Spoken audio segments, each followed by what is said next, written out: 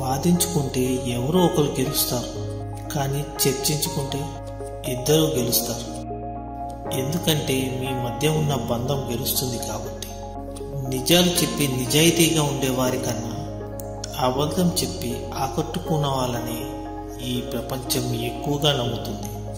వాళ్ళకే ఎక్కువ విలువనిస్తుంది.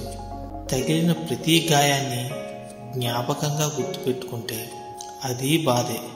ఆ తగిలిన ప్రతి గాయాన్ని పాఠంగా మార్చుకుంటే అది మార్పు. ఎందుకంటే ముళ్ళను తొక్కిన కాలు బాధపడుతూ అక్కడే ఉండిపోకూడదు. ఈసారి జాగ్రత్తగా నడవటం మొదలు పెట్టాలి. మన క్షేమాన్ని కోరుకునేవారు వీధి దీపాలు లాంటి వారు. గమ్యాన్ని మనకి దగ్గర చేయలేకపోయినా దాన్ని చేరుకునే బాటని మాత్రం కాంతిమయం చేస్తూ ఉంటారు.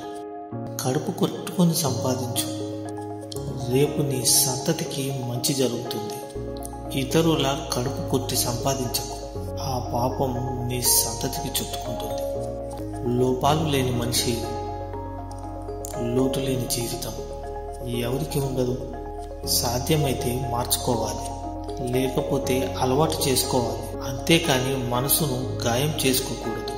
జీవితాన్ని ప్రశాంతంగా జీవించండి. నువ్వు నడిచే దారిలో అడ్డంకులు వస్తే ఆపాల్సింది ప్రయాణం కాదు, నడిచే పద్ధతి. అలాగే చేసే పనిలో ఆటంకాలు వస్తే ఆపాల్సింది పని కాదు, ప్రయత్నించే విధానం.